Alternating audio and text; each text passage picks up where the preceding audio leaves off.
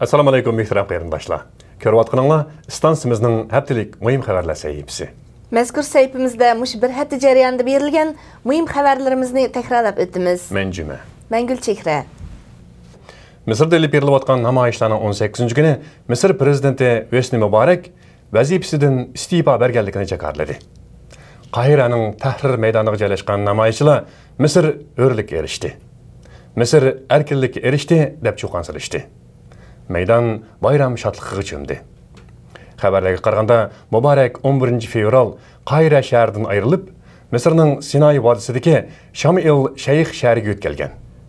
Uyg'ur ziyolilaridan Turkiyadagi Aga universiteti professori doktor Alimjon Inoyat, Turkiya Hacettepe universiteti dosenti doktor Erkin Akramlar Misrda yuz bergan qarshilik namoyishlarini keltirib chiqargan omillarning Xitoydami mavjud ekanligini va Xitoyning Misrga o'xshash mustabid hokimiyatlardan saboq elishi lozimligini ilgari surdi.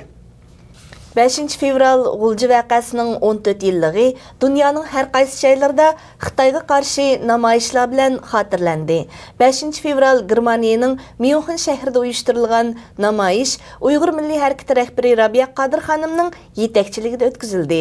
Bu qitimqi namoyishning ochilish nutqini Germaniya hokimiyat beshidagi Yeshillar partiyasining mas'ullaridan Margarita Bauzi xonim so'zildi. Uyg'ur milliy harakati rahbari Rabiya Qodir xonim o'zini söz qilib, Uyg'urlar duch kelayotgan azob uqubatlarni bayon qildi.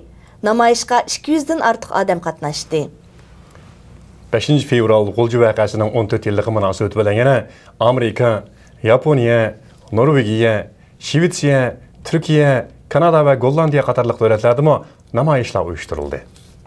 Germaniyadagi namoyishdan qolsa, Gollandiyadagi namoyish bir qadar ko'lamli kelib berilgan. Gollandiyadagi namoyishga Gollandiya Uyg'urlarga yordam berish korpusi, Gollandiya Uyg'ur birligi, Yevropa Sharqiy Turkiston ma'arif jamiyati va Uyg'ur yoshlar partiyasi qatorliq tashkilotlarning a'zolaridan bo'lib, jami 100 dan ortiq odam qatnashdi. Namoyishga Gollandiya Uyg'urlarga yordam berish korpusining qurg'uvchisi, parlament a'zosi Xari Fanboymil apandi boshliq tashkilot rahbarlari qatnashdi. Xalqaro kechirim tashkiloti 5 fevral vaqasining 14 yilligi munosabati bilan bayonot e'lon qilib, Xitoy hukumatidan Uyg'urlarning noroziligiga sabab bo'layotgan masalalarga chora tepishni talab qildi. Xalqaro kechirim tashkiloti bayonotida Uyg'urlarning kishilik va siyosiy erkinligi ig'ir dafsandichilikka uchrayotganligini va buningga xotim berishni talab qilib qolmay, ularning yana iqtisodiy, ijtimoiy va madaniyat huquqiy ig'ir dafsandichilikka uchrayotganligini va buningga xotimi berishni talab qilgan. Xalqaro kechirim tashkiloti yana xizmatga qabul qilishga Uyg'urlarni kamsitish xohishining ig'irligini eskartgan.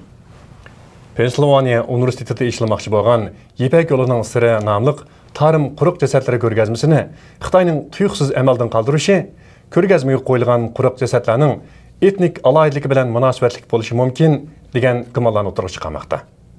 Angliyada chiqadigan mustaqil to'ri gazetida ko'rgazmaga qo'yilgan bir ayolning jasadi haqida to'xtalib, mundaq deyilgan. Momiya Xitoyning Xinjiang o'lkasi tarim o'ymonligidan topilgan. Ammo uning aqtalliklarga xos irqiy alayidligi bu rayonning asli aholisining Yevropalik ekanligidan iborat tasavvurni o'tirib chiqardi. Xitoy hukumati Amerikaning Pensilvaniya universiteti muzeyda ishlamoqchi bo'lgan Ipak yo'lining siri nomli ko'rgazmani to'sib qolgandan keyin muzey doiralari ko'rgazmani taqlidiy mumiyolarni yasash orqali davomlashtirgan. 2011 yil 2 oyning 6 kuni Istanbulda Uyg'ur fan ma'arifi va uning kelgusi taraqqiyoti degan temada ilmiy muhokama yig'ini o'tkazildi. Muhokama yig'ini Uyg'ur akademiyasi uyushtirgan.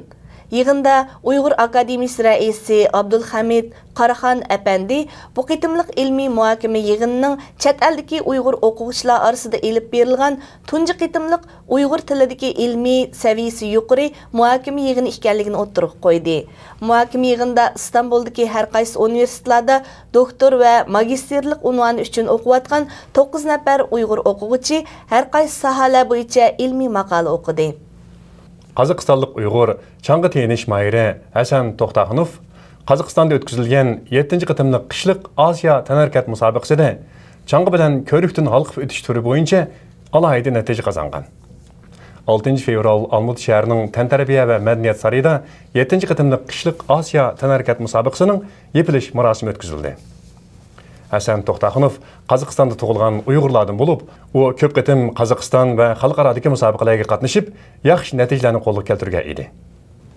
Arzdar G'azamut 6 yildan beri ilib berayotgan xun haqqi davosida oxir natijaga erishib, 2010-yili dekabrning oxirlari to'lanmay qolgan 87 ming yuan xun haqqini to'ltib oldi. Shixanzda yashayotgan Uyg'urlardan G'azahamutning 17 yoshlik o'g'li Xitoylar tarafidan o'ldirilgan. Sudda javobgarning 159 ming yuan xun haqqi to'laydiganligi bekitilgan. Halbuki javobgar Xitoy har xil bahonalar bilan to'lamning bir qismini to'lab qog'indan o'zini qochirgan. Arzdar G'azamut o'tgan yili 11-oyda Beyjingga kelib, ahvolni Beyjingdagi aloqador organ va chet el axborot vositalariga ma'lum qilgan edi. Hurmatli televizor ko'ruvchilar, yuqorida bu haftalik muhim xabarlarimizni bir qator eslatib o'tdik. Kelar qitim ko'rishguncha omon bo'lgaysizlar. Xayr xo'sh. Xayr xo'sh.